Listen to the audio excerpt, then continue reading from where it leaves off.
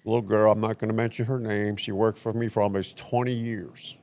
And we had a customer, kept approaching the stage, got in the splash zone, so to speak. Well, this customer must have had a fetish, so he kept wanting to get a little too close with his face, and her little young lady came off the stage. She goes, if he sticks his nose in my one more time, I'm going to fart in his face. Unfortunately for him, he did not heed to the warning. So he stuck his face in an inappropriate spot again, and lo and behold, he got a little green cloud. Oh, The my look on his face was priceless. All right, folks, this is welcome to Assets Bared by the Millstream Inn. Full exposure meaning we were going to show you a full look behind the scenes, what actually goes on in the strip club business. I am the owner, Scott. This is my assistant, Nina. Hi. And we will be bringing Peaches out to speak to you folks, speak to us. We'll be giving her some questions and answer sessions and let her know what you think, and she's going to let you know what she thinks. Welcome to the only workplace where glitter is biohazards. Glitter. We call that dancer dust in this business. So, Peaches, everyone always comments on your smile, which I agree, but your hair as well. For sure, my hair. What do people normally say?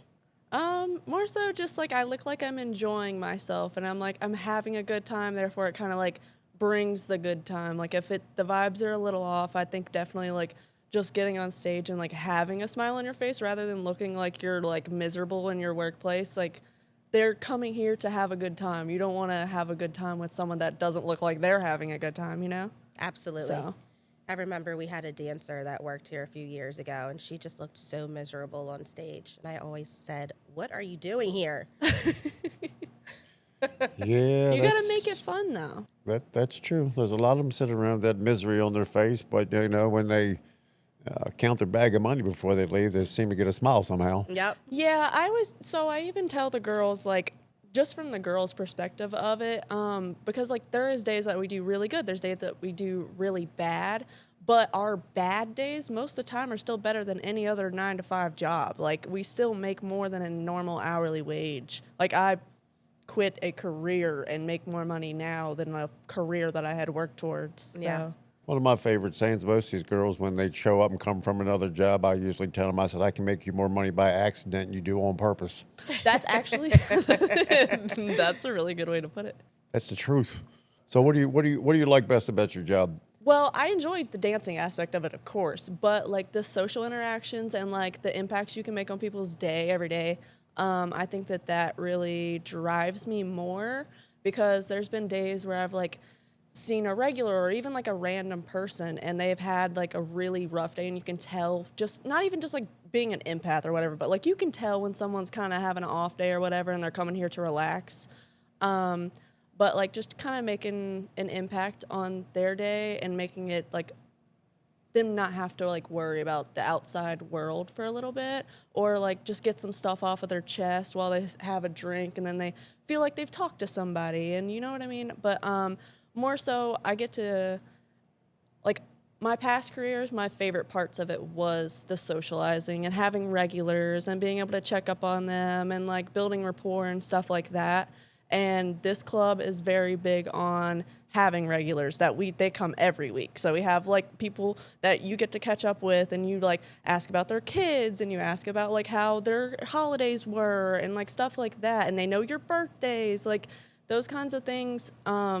I don't know. I think that is a very large part of why I came and what made me feel like I was welcome and stayed. And I think that's why a lot of our regulars feel welcome and choose here over anywhere else. Yes, I agree. I couldn't agree more. A lot of the customers that come in, they say all the time, this is not like a normal club. You know, it's like we're such like a big family and everyone knows each other and we all know about your kids and what college they're going to and things like that. So I definitely agree. The $1 million question for me is, so do you like the money or do you like the attention? So, wow. So fun Come on, now, fact. remember this is called full exposure So- assets marriage. So this is like truth or dare. So is it the money or is it the It's- attention? Well, so it's a little bit of both because at first, like growing up, I really had Give like me the- percentages on that. probably like 60-40. I would 60 say like being- the money because it does the money and the freedom is more so why it was. I don't know. I think that a large decision and why I decided to do this over like a normal career was the freedom and the amount of money you can make, not easily, but like the free will to go in and, okay, you can either come in here and you can make a $200 today or you can make $1,000 if you work your ass off. Like you can really work. I don't know. You can push. So Here. do us a favor, and you know, because I mean, for us, we want this podcast to be just as intriguing to the women Of course. out here in the world as well as the men. You know, and so when you say freedom, define freedom in this business. So I think that it's gave me, like I said, I came from like having an actual career. I was working 6 days a week. I was working 12 hours a day, 14 hours a day. I was like constantly, like even if I wasn't at work, I was getting text messages from, like I was in management, so I was getting text messages from my employees and like different things that we would have to do, like emails, stuff like that. And I wouldn't have the time with my kids that I preferred to have, and like I felt like I was essentially paying people to raise my kids for me by babysitting them because of the hours I was working.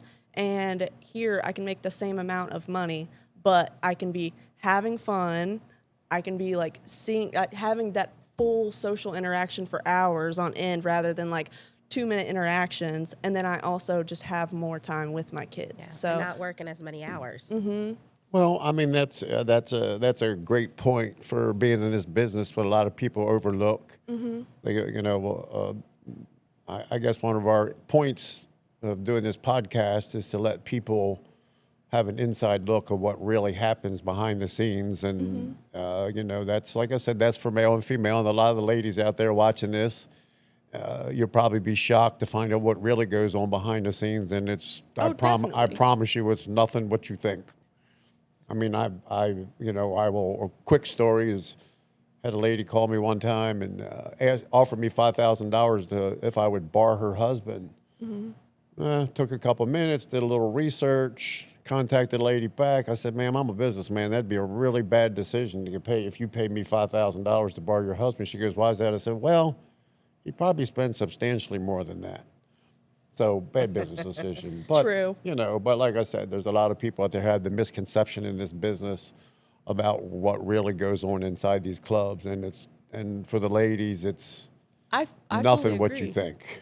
Agreed. So I agree completely because before I became a dancer, I did like so much research, and what I was watching was other girls that were dancers on like TikTok or on Instagram or on YouTube or podcasts or stuff like that, talking about their experiences, and it kind of like made me less nervous because you can see the more inside views of everything. And I think that from the outside, if you've never been to a club, which I had never been to a club before I auditioned, I think that you can really have like a misconception of what happens inside of it and like the things that are allowed and goes on and everything like that. So I think that it can make some people, as in like the girls, they would feel like it's like a shameful job or like something like that, but it's really not. Like we get paid to be hot and give people a good time.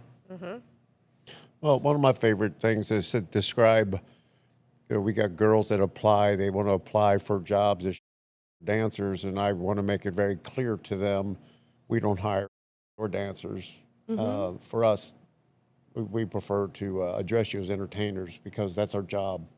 I When agree. you, like you said, when you come in, you want to have a good time. Our job is to entertain you. I can't, in this business, believe it or not, you can't make any money selling, but I can make a whole lot of money selling the fantasy of it Yes. or the entertainment portion of it. So I agree. for like I said, so that's just something that I think people need to realize that, you know, people want to come in, have a good time, like you said, enjoy themselves. Kind of let loose and not think about like just the things that are happening on the outside world. Like people really do come here to not think about everything that's going on outside and like their lives and like the holidays, things like that. Like you would think that it wouldn't be super packed in the holidays, but like people are stressed, so they want to come have a good time. Absolutely. And lonely. Yeah, again, there was a lot of that I kind of learned as I was walking around to stop asking like some people like certain things because I didn't want to like trigger any like negative thoughts about the holidays and them being lonely. Like a lot of people did come here because they were wanting to like have the family aspect, because we really do like kind of bring that. So they were coming here because they would literally say like, you guys are our family. Like I don't have anybody really else. So or it's like older people that have lost like their friends and loved ones and stuff like that. So we really are all they have. Well, over the years, I mean, we've been here going on, we're knocking on the door 40 years. And I can actually sit here and say there's been people been coming in here 7 days a week for almost 40 years. So There's when a they lot say of it's a people. family atmosphere, I mean, it does, you know. I mean, some of them get a little too close for family. It's like, you know, I don't want to adopt you. I'd be glad to take care of you, but I'm not going to adopt you. You know what I mean? I'll feed you, give you beer, and entertain the out of you, but I'm not going to change your last name. We're going to send you home at the end of the night. You can't spend the night. So what's another favorite part of your job? So like I said, I really had like stage fright growing up. So I would like cry if I would have to present anything in front of the class or anything like that. Like I would skip the days. I took dance classes in school. I skipped the days that I had to perform because I didn't want to have to do it in front of the class and be like the main focus of everyone. I don't know. I think that it's built a lot of confidence in me, and not to say that like some days like you still don't have days where you look at yourself and you're like, what the heck, I look like a potato. But I think that being paid to be hot and like walk around in heels and like win-win. the outfits, I think that that's like really empowering. So do you consider yourself a dancer? Yeah, I mean, somewhat. I never did dancing before here, other than like the classes that I took in like regular school. But Do you dance while you're on stage? oh yeah, I mean, I've tried my best to like flow with the music. I think that you can. I don't know. I didn't have any experience dancing on stage before, and I learned my audition that if you kind of just flow with the music, if you f up a little bit, you can fix it, and you can make it look right. That's so true. I always tell the girls that come in that have never danced before, there's no reason to be nervous. The customers love newbies. They really do. Yeah. Well, I get, you know, people are inquiring about dance, and some of the first things a lot of these young ladies or whatever is, I can't dance. Well, either can the other 40 of my employees, don't worry. But it's really not about the dancing up there. It's more about the interaction, the eye contact, being able to connect with people. That's, you know, I can't do pole tricks. That's okay. We don't want you swinging around, hanging from the poles upside down and stuff like that. So I think it's really more important is your connection to the customer, to the people, makes them feel welcome. Yeah. That's a big point for us. That- Is to make sure these people are welcome, friendly, and not stereotype club atmosphere. You know, we're not here just to take your money. Exactly. I mean, we're all here to make money. Nobody works for free. But in the meantime, like I said, a lot of people, you know, we like to see you as an entertainer up there, not so much a dancer, you know, because if you try to dance to the music, you'd be breaking a sweat up there. So I always tell girls to make sure you the music, honestly, is background noise. It's just something, it's a guide for you guys. I mean, do you agree? I think that, yeah, I would agree somewhat. I think you have to be very aware of your atmosphere. You can't be like totally enticed by the song. Like if you see someone coming up to you and stuff like that, like you want to engage with that and make it more intriguing, and then because that person afterwards, likely when you do your tip walk, they're gonna want to dance. You make it a little more intriguing for them when they come up to you. And they also took the time out of their day to walk up to the stage because they felt that you were doing a good job. But I got so many approach to stage stories. It would take me 5 years to tell you guys all those stories. I had one guy walk up to the stage and he got kicked pretty bad. And we had to give him an ice pack, and he was like, oh, I'm a little worried. I got to go home to my wife. I don't know what I'm going to say. Well, we had you know, I guess lack of better terms for us, we call it the splash zone or the danger zone, where they get too close to the stage, which you're not supposed to be in the first place. Unfortunately, a young lady swung around the pole and her heel caught him in the bridge of his nose. Didn't break it, but it sure did puncture a hole in it. I have You know, accidentally same kicked thing. some people. You know, they worry about the wife. I'm like, well, just bring your wife with you next time. You won't have to go home and explain nothing. Exactly. We love couples. We do love some couples. We do. That's like one of the my most favorite dances I've ever did was a couple. But definitely though, I've been on the silks before, and I've had like one of our bouncers, Javion, he was like, "Hey, don't stand there," and they walked up, and you can't really see what's going on, and then when I'm flying around, I smacked him in the head twice before he listened. Oh, no. Well, I mean, since this is supposed to be story time and full exposure, what really goes on behind the scenes, I'm going to tell a story anyway because it's hilarious. It's a little girl, I'm not going to mention her name. She worked for me for almost 20 years. And we had a customer, kept approaching the stage, got in the splash zone, so to speak. Well, this customer must have had a fetish, so he kept wanting to get a little too close with his face and her. So a young lady came off the stage. She goes, "If he sticks his nose in my one more time, I'm going to fart in his face." I chuckled. I said, "Well, do what you got to do." Well, lo and behold, of course, now we're going to watch this customer to make sure he maintains his boundaries. Well, unfortunately for him, he did not heed to the warning. So he stuck his face in an inappropriate spot again, and lo and behold, he got a little green cloud. Oh The my look on gosh. his face was priceless. Priceless. I think he did give her $1 and out the door he went. Maybe went home to take a shower. I'm not sure. But Maybe got pink eye. that was Seems worth, like a personal problem. that was worth the price of admission. It was hilarious. But it was all good. So what do you say your best experience is up there? Best How about your best and worst?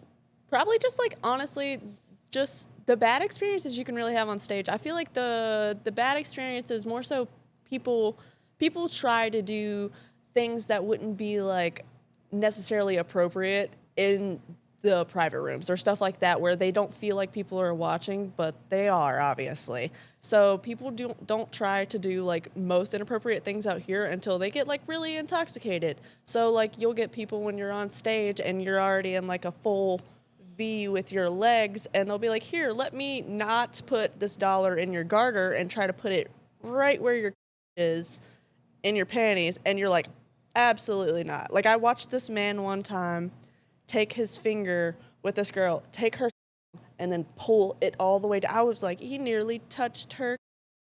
I've had a customer jump on stage Oh, with a Well, we customer, usually- with usually a girl. just- I actually for have the- seen that. That Yes. wasn't personally with me, but I have seen a guy get so drunk, and he had already been warned by the bouncer, and they were like, "Come on, dude." I like, think we might be talking about the same shift. probably. Yeah. Just Because that's exactly the, what happened. He did it once. We gave him a warning, and then Mm-hmm. that second time he did it, Javion was like, Yeah, we just out. want to set the record straight there. You know, we have rules that we have to abide by, and the majority of those rules are actually laws. Yeah. Just to let people know out there, you know, they're not rules by us; they're laws Well, there's eyes that and we ears have to everywhere. follow. Also, And then, you know, when you have those people that break the laws, like any other law you break, there's consequences. You know, I mean, we're absolutely going to throw you out. We don't tolerate anybody disrespecting our staff, our club, you know, or jeopardizing our livelihood or whatnot. So, Exactly. you know, come in, be respectful, enjoy yourself, enjoy the ladies. Yeah. You know, it's it's look, don't touch. right. Period. End of story. So, what's your best experience up there? So there was a really, really like super slow night. Like I'm talking like I think we were honestly gonna close probably like it was like 1:30, but there was 2 people that had walked in, and we were like, okay, well, let's go ahead. Me and one of my friends, we were like, let's go try to talk to them real quick. And at first, the men kind of seemed a little like standoffish, so we were like, okay, I don't really know if this is gonna, you know, work out how in our favor. But we ended up like sitting there talking with them for a second. They walked outside. So we walked out there with them, and they started talking about the different kinds of songs that they like girls to dance to. And we were like, okay. So we kind of did something that is not necessarily, we're not supposed to do this all the time, but it was really dead. And me and this girl wanted to dance on stage together. So there literally was nothing going on in here. There was those 2 customers and 2 regulars, and like girls sitting everywhere. And we come back in and we asked Jamie to put on the 2 songs that we wanted to put on that they had talked about. And they got their ones. And within those 2 songs, we made $400 just from them throwing ones for those 2 songs. Like, it was the most fun experience ever. And it went from like, we were about to walk out of here in a deficit, like from not making any money that night, because I think it was like directly after a holiday or something. So people just kind of weren't in town. But we were about to walk out of here pretty much like in a deficit, but all of a sudden, like $400 in ones got thrown on stage. That was really cool. Well, I tell entertainers all the time, but that necessarily for the entertainer doesn't always have to be busy for you to make your night. It only takes one customer. That's exactly that right. can make or break your night for you. Unfortunately for us, one customer, we just can't make it with one. But, you got to take the good and the bad in this business, and that's both sides of the fence for the entertainers as well as the club owners. You got a bad night, but most of the entertainers in this industry, period, I tell them all the time, they go, oh, I only made 100 hours last night. I only made $50 last night, but then I always tell them, well, let's look at like the rest of the world. How much did you make this week? Right. You know what I mean? So by the end of the week, same thing for us. If I had to sit and look at my sales every day, I would go crazy. I look at what my sales are at the end of the week because, hey, Monday's slow, Wednesday's and then, it all averages out at the end. But I think overall, that's why most entertainers do this. It's a lucrative position. It gives you freedom, gives you flexibility. For sure. But I always tell people, because I feel like a lot of people look at it as you're taking like a super big gamble working as a dancer, but I don't think that's really true. You're taking like the same amount of gamble as being a server. Like, you don't know that table is going to tip you. You don't know that person that you're sitting with is going to get a dance. You don't know that stage set is going to make more than the $10 from your tip walk. So like, it's not to say like it's as much of a gamble as any other like position where you're tip based. Well, you're right. You're a tipped employee. So bottom line is, as a tipped employee, same thing. If I go to dinner, my waiter does a great job and serves me well, you're going to get tipped well. Same thing as an entertainer. You're a tipped employee. You do a good job and you're good at what you do and you're personable and stuff like that, then your tip will reflect that. So that's actually, I'm sorry, I didn't mean to cut you off. No, I was just going to say there's a reason why I've been in the industry for 22 years. That's what I'm saying. So another large part of the reason why I was like, okay, well, this probably would be lucrative for me, especially like while I'm still pretty young, like in my prime, whatever, you know what I mean? But I would say that another large part of it was me, like, I have always been complimented no matter what position I'm in. I have always been complimented on like how personable I am and how like smiley I am and just like the positivity that I can bring and like being bubbly and stuff like that. So I think that, I don't know, when I was thinking about being a dancer, I was like, you can make the most amount of money because of your personality, because of like, yes, okay, but like, you can see that online. You still got to be able to talk to someone. Right. You need to have like the personality and like to be able to build rapport with someone. They don't want to be sitting there talking to a brick wall either, I've seen some of the prettiest girls, drop dead gorgeous, come in here. And because they just didn't have the personality, Well, let me back up into what you said there a minute ago. You're saying, when you're young and pretty, let me put this out there for people.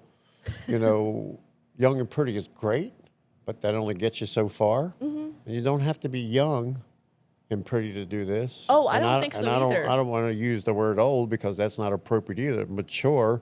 I get ladies that call or apply and says, well, I'm in my 40s. Well, if you're in your 40s and you want to be an entertainer, I will roll out the red carpet for you for multiple reasons. So if you're mature, let's say, so that's a win-win for me. Like you said, you got to be able to have a conversation. So, we have the more mature gentlemen during the day, lunches, happy hours, stuff like that. So the more mature ladies typically work during the day so they can, mingle with the customer and connect with that customer a little bit more. And then, when the mature ladies are brave enough to work at night, well, then, and then I got the younger guys in here think they're going to score themselves a MILF. And we yeah. think that's the most wonderful thing to watch ever. I would never forget, I was sitting up there on the couch, I was sitting there, a young guy comes over to me, says, "Hey, man, you own the place?" I went, "Well, depends." He goes, "Well, I have a question for you." He said, "I got all these girls that want me tonight." He goes, "I just don't know what to do." He goes, "All these women that want me." I said, "Really?" He goes, "Well, what should I do?" I said, "Well, let me see your wallet." He pulled his wallet open. He had a $20 bill in there. I said, "Just show them that. They'll all leave you alone, I promise you." When you say about personality and stuff like that, we monitor what our girls make. We watch them. We monitor who's making us what. And I think Nina would probably remember this young lady. There was a girl in here working, and this little girl was just, money-wise, she was just making bank. And, unfortunately, I can't keep track of every girl in this building. I don't know. But I went to them, and I went to Nina, and I said, "Who is this girl that's making all this money?" I said, it's like, wow, of course, we watch if you're making all the money, we're like, okay, well, what is she doing? Is she doing stuff she's not supposed to? So whatever, we keep a little close eye on this person. I don't even remember the girl's name, but I do remember the thing because I was questioning the girl. I was questioning the management. It's like, this girl's like, you make sure she's not doing stuff she's not supposed to and whatever. But nonetheless, and she was by far not the most attractive girl we had in the building. I know You remember exactly that who girl? you're talking about. Yes. I mean, she wasn't. This girl, she didn't have, but her personality crushed it. Yes. And so whatever, I went to Nina, I said, "Who is this girl? I want to know who's making all this money." And she pointed her out, and I was like, and I hate to sit here and admit it, but I will. I looked and said, you don't judge a book by its cover. I looked at this little girl, I said, "Her? She's making all that money?" I was like, wow. So, being in the business as long as I have, a little lesson to myself. So, personality, like I said, the looks, the young, the pretty, the mature, the pretty, the big, it all helps. But I think your personality and your ability to connect to a customer is so important. I agree. And a lot of girls that I first hire, I do this, when girls will tell you, I do this little drill. I set a cup of water on the table. I set a phone on the table, anything, a beer on the table, a set of keys, anything that they can talk about. And I tell them, take each one of these items, we're going to talk about it, and I want you to make each item personal. And they kind of look at me like I'm crazy. I was like, no. Each item would stand for a different type of customer. I mean, I think you know this. Every customer is going to have their story, want to tell you their story. My wife left me. My dog got run over. I got a yacht. I got an airplane. We're going to go get married. We're going to have children together. Right. So your job is to Captain Save It. Well, We love yeah. Captain Save Captain I'm gonna Save a take Hoe. you That's what away we from all call it. this. So by saying that, that's your, not only do you need to be an entertainer in this business, you also need to be an actress. And I kind of got to do the same thing. I got to be an actor, but I'm a little older, so I just, my filter's fading quick. But anyway, that's important to a customer is they want you to listen, whether it's their problems or whatever. And I'm sure most of you girls know by now. So where's your, what level would you say that your bull filter is? What do you mean my filter? I mean, my bull filter is like -0. I take no bull. It's gone. Yeah. What, like, mine's like- gone. I have like none. I take don't have a filter. Mine's like- gone. So or where's like- your bull meter? When you sit there and listen to a guy and I'm going to get married, I'm gonna have kids with you. You're my firstborn. My wife left me. I just got divorced yesterday, even though his wedding ring's still on his finger. You I'm know not what I gonna mean? lie. If we're sitting there and we're having a good time and you're paying me and we're having drinks, we're eating, we have a room promised, we're having we're kikiing, we're having a good time. I will sit there and listen to anything. I don't care. But when we start talking about getting married and like leaving the club and stuff like that, I just try to deter that a little bit. You can let people down in a way that still seems intriguing. You just have to like say it in the right manner, I think.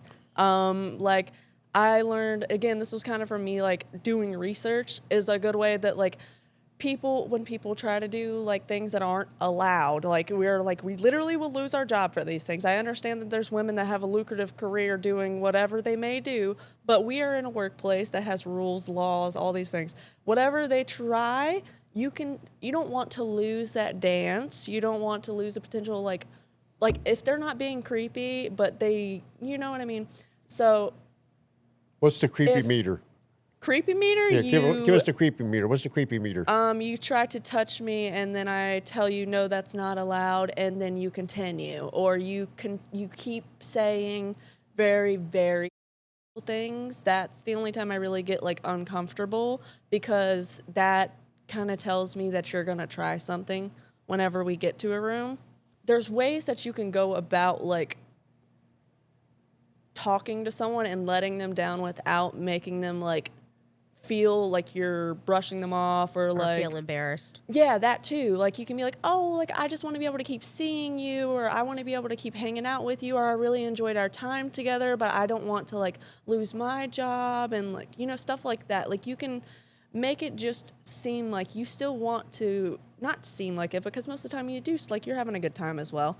But you don't want to make it seem like you don't want to be there at all, and that it is just because you're getting paid, you know? Yep. So, Well, like we tell people out there, like I said, this is kind of one for the ladies that wonder what their husbands are doing, boyfriends, etc.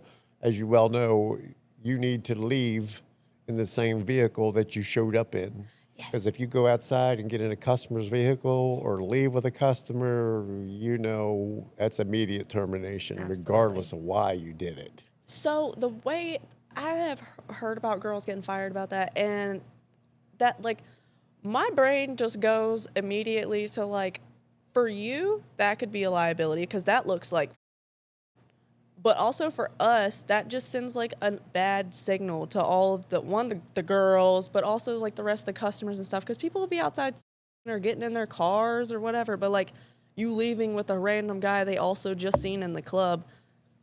Just because he's regular doesn't mean anything. It doesn't mean safe. It doesn't mean safe. Anything. So one of the things that I drive this point home to new staff, current staff, is the worst thing could happen to us or any strip club, any club in the business, is the worst thing could happen to us is something happened to you.